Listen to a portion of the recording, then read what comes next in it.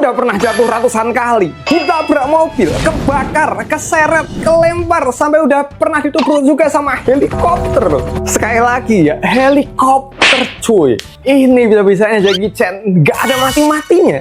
Nggak ada mati-matinya dalam artian secara karyanya loh ya. Yang karyanya tuh bakal tetap hidup sampai kapanpun gitu. Bahkan misal amit-amit waktu Om Jackie Chan meninggal nanti ya. Cuma misal loh ya. Dan aku pun tetap berharap dan berdoa tentunya biar Om Jackie Chan ini selamat terus dan sehat-sehat terus ya. Biar bisa nonton film-film terbarunya terus. Aku percaya nih karya-karya Om Jackie itu tadi bakal tetap hidup meski besok beliau ini sudah tidak ada. Tapi nih dibalik semua kegilaan Jackie Chan tadi, ternyata ada satu rahasia yang jarang banget orang bahas, yang banyak banget orang nggak tahu tentang sisi gelapnya Jackie Chan ini. Soalnya nih, setiap kita dengar nama Jackie Chan, karena kegilaannya di tiap filmnya tadi, pasti di pikiran kita tuh langsung mikir, wedan, sakit nih orang bisa ngelakuin hal-hal gila kayak gitu tadi di filmnya sendirian. Karena emang kita tahu dari dulu, kalau Om Jackie ini selalu ngelakuin aksi gilanya sendirian, nggak pakai stuntman kan? Sampai dulu ada ini nih, pahlawan aksi yang ngelakuin semua kegilaannya sendiri.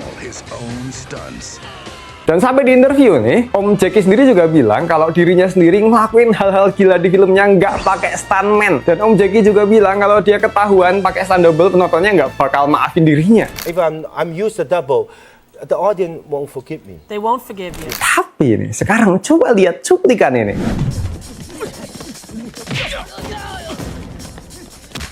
Ini Om Jackie ya. Terus sekarang lihat lagi nih. Hehehe, siapa itu? Bukan Om Jackie Chan cuy. Ternyata beliau juga pakai stunt double dan gak diedit sama sekali pula. Dibiarin aja kayak gitu. Ini gila banget sih. Berarti ngibul dong. Bohong itu. Dan masih banyak hal lain, fakta baru yang aku juga baru tahu setelah aku cari tahu di video kali ini. Dan ini sumpah bener-bener buat aku kaget sih waktu taunya. Dan ini ngejawab alasan kenapa Om Jackie Chan ini gak mati-mati sih di kegilaan tiap filmnya. Soalnya ini info yang jarang banget orang bahas mengenai penggunaan stunt double atau pemeran pengganti di film-filmnya Om Jackie ini. Karena sekali lagi, ya semua orang tuh taunya ya Om Jackie Chan sendiri yang meranin semuanya sendiri. Dan dari situ aku jadi penasaran banget, sebanyak apa sih Om Jackie pakai pemeran pengganti buat adegan berbahaya di filmnya? Dan kalau iya, apakah selama ini kita ditipu sama branding beliau yang selalu kelihatan meranin seluruh adegan berbahayanya sendiri? Makanya kan hal ini jarang banget diketahui sama orang-orang. Aku Lajunda, orang yang juga udah besar bareng film-filmnya Jackie Chan dan suka banget sama karya-karyanya beliau ini, bakal coba kasih tahu kamu hal-hal yang jarang banget orang lain bahas mengenai legenda aktor film aksi komedi satu ini. Apakah bohong, nggak pakai pemeran pengganti, dan gimana sih cara Jackie Chan nggak mati-mati di film-filmnya? Yang mana semua itu bakal aku bahas dalam 3 babak. Di chapter pertama aku bakal jawab alasan kenapa Jackie Chan nggak mati-mati di tengah-tengah kegilaan aksinya. Di chapter kedua aku bakal kasih tahu kamu akan kegilaan Om Jackie yang sesungguhnya. Dan di chapter terakhir aku bakal kasih tahu kamu alasan kenapa Om Jackie gak mati-mati tapi secara karya ya, secara industri filmnya. Makanya kamu wajib banget tonton video ini tanpa skip-skip sampai selesai biar kamu tahu kebenarannya. Sebelum lanjut nih, aku ajak kamu nonton beberapa cuplikan dari film-filmnya Om Jackie Chan dulu ya. Kayak ini nih, lihat aja Om Jackie di film Project E tahun 1983 yang Om Jackie Chan jatuh dari menara jam ini. Sakit banget tuh kayaknya, ikonik banget. Terus lagi di filmnya yang Dragons Forever tahun 1988, waktu adegan berantem Om Jackie Chan melawan Benny Urquidez atau bacanya gimana tuh aku juga nggak tahu. Kelihatan keren banget kan. Thunderbolt tahun 1995, adegan berantem satu lawan keroyokan ini. Terus adegan final berantemnya di film Who Am I, ini semua gila epic banget tuh. Tapi sebentar, coba kita balik lihat adegan-adegan tadi. Mulai dari yang Om Jackie jatuh dari menara jam ini di film Project E tahun 1983. Kalau kita coba cari-cari di internet atau sumber-sumber lain nih, kita tahunya yang jatuh 3 kali di adegan ini ya Om Jackie Chan sendiri. Dan ternyata dari wawancara dokumenter para stunt ini nih, ternyata Om Jackie itu waktu syuting adegan ini di hari pertama ngerasa ragu ataupun takut untuk ngelakuin adegan jatuh dari menara jam tadi. Terus akhirnya orang pertama kali yang ngelakuin adegan tadi itu pemeran penggantinya Om Jackie Chan, yaitu Mars atau nama Cinanya Chong Wing Fat, yang memiliki perawakan dan berat badan hampir mirip dari Om Jackie. Om Mars tadi akhirnya ngelakuin buat adegan jatuh pertama, dan karena beliau bilang aman tuh, atau dalam artian nggak mati, maka dari itu tim produksinya bilang kalau si Mars aja aman kan, Om Jackie juga pasti bakal aman toh. Ini gila sih, level mereka tuh nggak ngotak banget. Standar amannya karena nggak sampai mati cuy. Ya udah deh, akhirnya Om Jackie yakin buat ngelakuin hal tadi dan nyoba jatuh dari dari menara jam tanpa pengaman juga nih. Dan kalau kita lihat nih di internet sama behind the scene filmnya itu ada 3 kali percobaan jatuh. Dan ternyata dari ketiga percobaan tadi, Om Jackie cuma ngelakuin 1 dari 3 adegan percobaannya aja. Dan yang lainnya itu dilakuin sama pemeran penggantinya, yaitu Mars tadi. Gila, kaget aku taunya. Soalnya dari dulu aku taunya Om Jackie sendiri yang ngelakuin semua hal itu tadi. Terus di Dragons Forever tahun 1988, waktu adegan berantemnya Om Jackie lawan Benny Urquidez. Sumpah ini gila keren banget kan berantemnya 1 lawan 2. Tapi sayang juga nih, aku harus bilang kalau enggak semua dari adegan tadi itu dilakuin sama Om Jackie sendiri. Kayak lihat nih, kerasa banget Om Jackie pakai pemeran pengganti waktu Om Jackie nendang tinggi banget ini. Postur tubuh pemeran penggantinya secara tinggi dan perawakan lumayan mirip, tapi tetap kerasa beda nih orangnya. Lebih kecil gitu. Terus waktu adegan Om Jackie ditendang, baru dibalikin ke Om Jackie asli lagi. Dan beberapa kali dilakukan di adegan berantem ini. Ya nggak banyak, tapi tetap ada. Dan di film Thunderbolt tahun 1995, adegan berantem 1 lawan keroyokan ini nih, kalau tadi nggak begitu kelihatan pemeran penggantinya, sekarang kita lihat yang ini nih. Sakit tuh. Tapi benar-benar apa ini? Editor tolong coba diulang adegannya ya.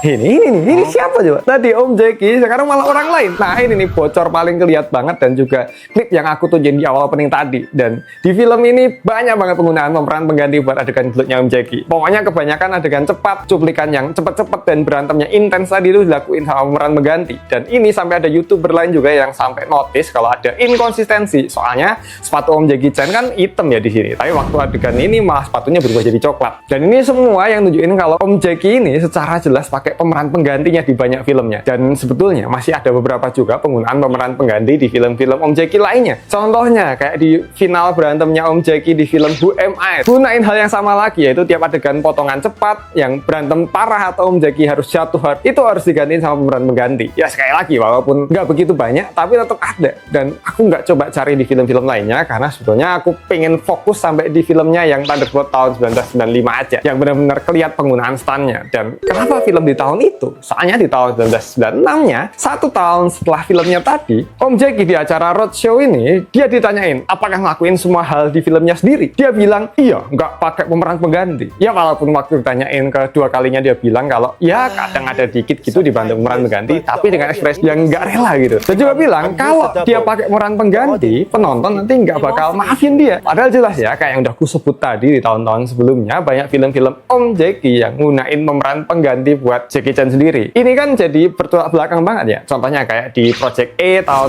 1983 tadi, Om Jackie yang ambil kredit dari suksesnya adegan jatuh dari menara jam yang kebanyakan dilakuin sama stunt double-nya, yaitu Mars. Kasian kan, udah jatuh lebih banyak tapi diambil kreditnya buat orang lain.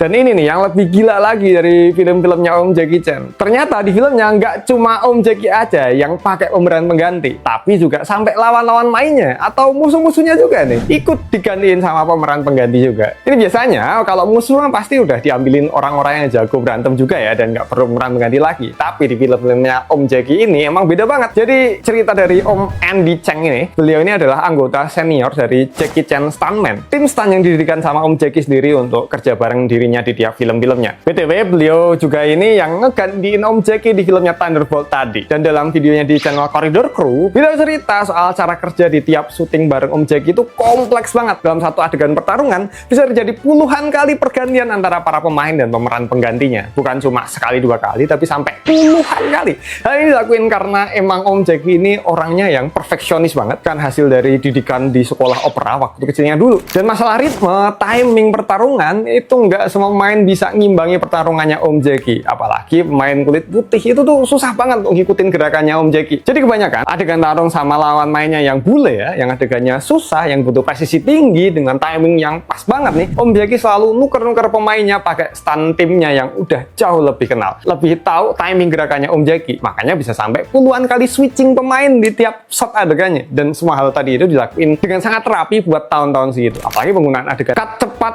khusus untuk adegan pemeran pengganti, sehingga nggak terlalu kelihatan pergantiannya. Dan semua itu tadi ngebuat orang-orang yang nonton pada nggak sadar kalau para pemain di dalamnya, bahkan Om Jackie sendiri pun juga digantiin sama orang lain di filmnya. Jadi jelas ya, salah satu alasan Jackie Chan nggak mati-mati di tiap kegilaan adegan di film-filmnya? Ya, karena ada bantuan dari pemeran penggantinya tadi. Nggak semuanya full dilakuin sendiri. Tetap ada peran besar dari tim stuntnya yang bantu ngejalanin semuanya. Yang akhirnya bikin film-film Jackie Chan bisa seluar biasa sekarang. Dan ngomongin soal ngebantu nih, kalau dibalik kegiatan film-filmnya Om Jackie Chan tadi ada bantuan dari stunt timnya. Buat di kerjaanku yang tiap hari full nulis dan kerja di depan komputer, aku juga butuh alat yang ngebantu proses kerjaku jadi lebih nyaman dan lebih produktif lagi. Makanya nih, aku mau rekomendasiin keyboard yang udah sering ku pakai, kayak keyboard ini nih, enak-enak banget buat ngetik atau main game. Aku ada keyboard yang ini harganya terjangkau, sama yang ini nih, yang spesial. Ini beneran real, aku pakai semua. Jadi aku nggak bohong nih soal kenikmatannya. Makanya nih buruan aja cek semua produk yang aku rekomendasiin tadi. Siapa tahu harganya lagi diskon parah. Balik lagi ke pembahasan stand-nya Om Jackie tadi. Tapi aku juga harus tekanin di sini hal yang udah aku sebutin semua tadi, nggak untuk mengurangi rasa hormat dan kekagumanku sama beliau ya. Karena jauh lebih besar daripada itu tadi, legenda aktor Jackie Chan ini bener-bener gila banget. Sampai udah pernah hampir bener-bener mau meninggal juga loh. Yang mana?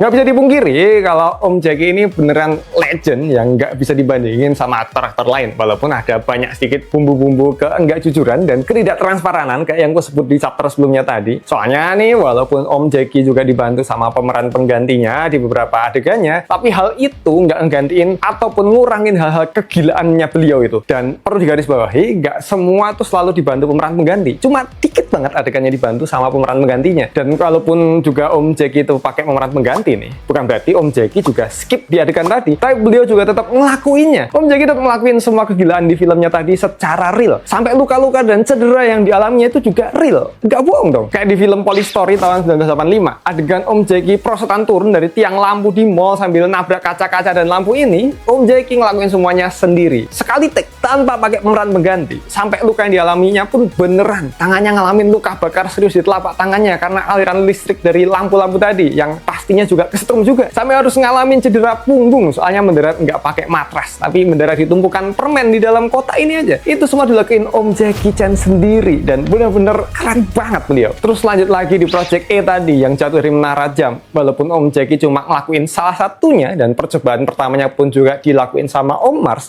tapi yang perlu digarisbawahi nih, Om Jackie juga ikut turun tangan sendiri. Tetap ikut ambil adegan bahaya tadi. Nggak pakai pengaman juga. Sampai lehernya hampir patah karena ketiban badannya kayak gini. Itu ngilu banget nggak sih nontonnya? Dan hasil akhir yang kita lihat di filmnya pun juga perpaduan dari gabungan keseruan antara stunt dan real footage dari Om Jackie juga. Jadi nggak pure cuma pakai adegan stunt pengganti aja buat hasil akhirnya. Lanjut lagi ke Armor of God tahun 1986. Ini mungkin salah satu yang paling parah nih. Soalnya waktu adegan Om Jackie loncat ke pohon untuk nyebrang ke sisi lainnya ya, kayaknya kelihatan gampang kan, nggak begitu berbahaya ya. Tapi ini di percobaan kedua ternyata cabangnya tadi yang diloncatin Om Jackie patah dan Om Jackie jatuh dengan posisi kepala duluan, nyungsep di bawah dan ngebentur batu. Hasilnya, tengkorak kepalanya Om Jackie retak. Om Jackie harus jalanin proses operasi besar yang hampir ngerengut nyawanya. Dan sampai akhirnya di kepalanya sampai sekarang dipasang plat besi. Dan yang lebih gila lagi, setelah sembuh, dia lanjut syuting normal lagi, ngelakuin kegilaan lainnya sendiri. Gila bener ya, Om Jackie Chan ini ya. Terus di Rumble in the Bronx di tahun 1995, waktu dia loncat dari jembatan ke kapal, itu sampai matahin pergelangan kakinya. Padahal baru syuting di pertengahan filmnya. Dan di sisa filmnya, dia masih tetap lanjut syuting pakai kaki yang udah diperban. Bahkan sepatunya dicat biar kelihatan normal di kamera, kayak pakai sepatu beneran kayak gini. Padahal kakinya dipasang gips besar yang ngehambat gerakannya. Jadi sampai akhir film, Om Jackie bener-bener maksa badannya yang udah sakit buat ngeluarin usaha maksimal di tiap adegannya. Dan alasan kenapa di film Thunderbolt, Om Jackie ngegunain lumayan banyak pemeran pengganti buat adegan tarung intensnya ini juga karena cedera kakinya yang belum sembuh sepenuhnya di film Rumble in the Bronx tadi. Jadi ini yang ngeliatin perbedaan besar antara pakai stunt double sama ngandelin stunt double. Om Jackie itu pakai, iya, tapi bukan buat ngegantiin dirinya sepenuhnya, melainkan buat nge-backup saat dirinya baru benar-benar nggak bisa main, dan coba buat bantu ambil angle shot-shot jauh yang mana Om Jackie juga udah ngelakuinnya sendiri duluan beneran sebelumnya. Kayak di film Police Story 3, Super Cop tahun 1992, Om Jackie beneran gelantungan di helikopter ini, yang sampai ada momen Om Jackie ketabrak helikopter ini yang ngebuat robek otot bahu dan patah tulang rusuknya. Semua tadi dilakuin Om Jackie asli beneran, dan penggunaan pemeran pengganti cuma untuk keperluan adegan long shot yang udah dilakuin Om Jackie tadi. Jadi Om Jackie ini beneran turun langsung buat nyobain adegan berbahayanya sendiri beneran. Gak cuma numpang aksi penggantinya aja. Dan masih banyak kegilaan lainnya dari Om Jackie ini. Kayak loncat dari bus, nubruk kaca salah, dia malah nubruk kaca beneran nih. Terus jatuh dari gelantungan besi yang matain tulang rusuknya. Kebakar bara api, dan masih banyak lainnya. Makanya kalau kamu lihat bloopers di akhir film-filmnya, itu bukan sekedar file mentah yang tampilin aja, tapi juga jadi semacam bukti kalau semua rasa sakit tuh nyata dan benar-benar dilakuin Om Jackie. Nah, tapi sekarang aku mau nanya satu hal. Dengan fakta tadi, apakah Om Jackie jadi kurang keren? Apakah karena terbukti pakai stand kredibilitasnya jatuh? Apakah semua film-filmnya jadi kehilangan nilainya? Jawabannya, sama sekali enggak. Soalnya definisi pakai stand di film Om Jackie itu beda total sama definisi yang berlaku di film-film lain. Di film kebanyakan, terutama Hollywood ya, pakai stand double artinya simple. Ada adegan berbahaya, terutamanya minggir, stand double-nya yang masuk, lakuin semuanya. Aktornya balik setelah semua adegan berbahayanya selesai diambil aktor penggantinya tadi. Di film Jackie Chan, polanya kebalik. Om Jackie selalu jadi yang pertama nyobain adegan. Ya mungkin ada beberapa kondisi Om Jackie nggak jadi yang pertama, kayak waktu adegan menara jam tadi. Tapi nih, untuk kebanyakan adegan berbahaya lainnya, Jackie Chan ngelakuin semuanya sendiri di awal dulu. Bukan timnya. Om Jackie jadi yang pertama. Dia buktiin dulu bahwa adegannya tadi bisa dilakuin, dan baru setelah itu, timnya ikut masuk buat bantu bagian-bagian lainnya. Dan hal ini yang benar-benar ngebuat Om Jackie ini nggak bisa dibandingin sama aktor manapun lain. Bahkan sama Tom Cruise, karena emang level kegilaannya tuh beneran beda jauh. Dan ngebuat film-film Om Jackie ini benar-benar gak bisa dikalahin ataupun ditiru. Dan gak bakal mati secara karyanya hingga zaman sekarang ini dan masa depan nanti. Karena oke, sekarang kita udah tahu dua hal penting. Hal pertama, Om Jackie Chan tuh pakai stunt tim, tapi cara kerjanya jauh lebih kompleks dan lebih gila dari yang kebanyakan orang bayangin. Hal kedua, kegilaannya itu beneran nyata. Cederanya nyata, resikonya nyata, dan timnya ikut nanggung semuanya bareng-bareng dia. Nah, sekarang pertanyaan besarnya, kenapa nggak ada yang bisa ngulang dan ngalahin kegilaannya Om Jackie ini? Harusnya kan bisa ya. Soalnya kan teknologi sekarang udah makin canggih, industri makin gede, duit makin banyak, stuntman juga makin jago-jago. Tapi faktanya ini justru kebalik. Soalnya makin kesini, nggak ada film yang benar-benar bisa nandingin kegilaannya Om Jackie Chan. Dan untuk ngejawab semua hal tadi, sebenarnya ada 3 faktor utama yang jadi kuncinya. Faktor pertama ada di regulasinya. Soalnya di industri film modern zaman sekarang nih, semuanya serba ketat. Ada aturan keselamatan, ada batas resiko mana yang boleh dilakuin dan mana yang nggak. Ada pengawasan ketat. Kalau sekarang mau ngebuat ulang adegan jatuh dari menara tanpa pengaman, itu bukan soal berani atau enggak lagi, tapi soal perizinan yang nggak bakal lolos dari awal. Beda kayak dulu di era Hong Kong yang selama aktornya mau dan sanggup ya gas-gas aja. Tapi kalau sekarang mah baru usul mau ngelakuin hal gila tanpa pengaman, pasti langsung ditolak mentah-mentah sama produsernya. Faktor kedua ada di masalah asuransi. Soalnya produksi film sekarang wajib pakai asuransi, apalagi buat aktor-aktor besar ya. Dan buat standar hal yang udah pernah dilakuin sama Om Jackie Chan, itu udah dianggap bukan cuma beresiko, tapi udah masuk ke bunuh diri tuh. Soalnya riwayat cederanya yang parah banget, dari tengkorak retak sampai tulang patah berkali-kali. Dan kejadian juga buat banyak tim stuntnya. Hal itu ngebuat perusahaan-perusahaan asuransi sampai pada nge-blacklist Om Jackie Chan dan timnya untuk bisa dapat asuransi. Ya karena kegilaannya tiap filmnya tadi. Resikonya gede banget, makanya jelas pada nggak mau nanggung. Jadi bahkan kalau mau bikin film segila dulu, sistem industrinya sendiri sekarang tuh udah nolak dan nggak memungkinkan dari awal. Faktor ketiga ada di CGI, karena sekarang semuanya bisa disimulasikan, bisa dibuat lebih aman, lebih murah, nggak beresiko, dan secara visual pun buat penonton awam ya bakal tetap kelihatan sama-sama aja. Tapi ya di sisi lain, dengan kemudian itu tadi, ada satu hal yang kerasa hilang, yaitu ada di rasanya. Coba deh kamu bandingin aja dengan Police Story sama film aksi-aksi modern yang ada di zaman sekarang. Dua-duanya kelihatan keren kan? Tapi yang satunya itu benar-benar kerasa punya taruhan nyata gitu. Kita tahu di film Police Story yang kita lihat tuh semua beneran dilakuin langsung tanpa pengaman. Bukan sekedar efek visual maupun CGI yang disuting di depan green screen ataupun blue screen kayak kebanyakan film-film sekarang nih. Dan Om Jackie dari dulu paling ngerti hal ini. Makanya bloopers di akhir film itu bukan cuma sekedar tayang aja, kayak sayang gitu karena udah ke syuting, udah sakit-sakitan gak ditayangin. Bukan. Tapi bloopers di sini juga sebagai bukti kalau semua itu beneran kejadian dan nunjukin dedikasi Om Jackie dan tim yang tinggi banget buat tiap film-filmnya. Dan mungkin ada beberapa orang yang coba bandingin sama Tom Cruise ya. Dan ini aku juga respect banget ke beliau ya. Beliau juga gila tuh. Di Mission Impossible beliau gantung di pesawat, loncat dari gedung, terjun pakai motor, skydiving, dan masih banyak hal lainnya. Itu semua juga gila nggak kaleng-kaleng. Tapi bedanya, Tom Cruise ini ngelakuin hal gilanya tadi dalam sistem yang super aman. Persiapan latihan berbulan-bulan, ada tim safety, ada perhitungan matang pakai pengaman, ada teknologi yang dirancang buat ngejaga semuanya tetap dalam batas aman. Jadi resikonya itu diminimalisir sebanyak mungkin. Ya walaupun Om Tom Cruise ini juga tetap kena cedera juga ya, tapi nggak sefatal dan nggak sebanyak Om Jackie Chan sih. Soalnya Om Jackie ini benar-benar beda level ya. Dia datang dari era yang bahkan kata protokol keselamatan itu tuh kayaknya belum ada tuh. Dan ya mereka nggak pikirin juga, selama dia dan tim yang ngerasa bisa lakuin, ya gas aja mereka lakuin. Nggak perlu pakai pengaman, yang penting adegannya jalan sampai apa yang dia alami dan terima aja. Seperti luka dan cedera di seluruh tubuhnya itu benar-benar nyata. Tapi ya bukan berarti harus cedera dulu baru adegannya jadi bagus loh ya, enggak ya. Tapi yang bikin beda itu ada di rasa pertaruhannya tadi. Ada perasaan di mana apa yang kamu lihat di layar itu benar-benar nyata dan bakal fatal banget kalau ada sedikit kesalahan aja. Dan itu sesuatu yang zaman sekarang udah hampir nggak mungkin kita temuin lagi di film-film manapun. Jadi ini bukan cuma soal siapa yang lebih berani, tapi soal kondisi yang sekarang udah nggak mungkin diulang. Dan dari sini kesimpulannya makin jelas, Jackie Chan bukan cuma susah ditiru, tapi juga nggak bakal bisa diulang lagi. Karena buat sampai di titik itu, Om Jackie itu selayaknya perpaduan kombinasi era, sistem, latihan, tim, dan mentalitas yang semuanya sekarang udah nggak mungkin untuk dilakuin sebrutal era film Hong Kong dulu. Makanya bukan cuma soal beliau yang terbaik, tapi karena beliau adalah satu-satunya dan akan selalu jadi satu-satunya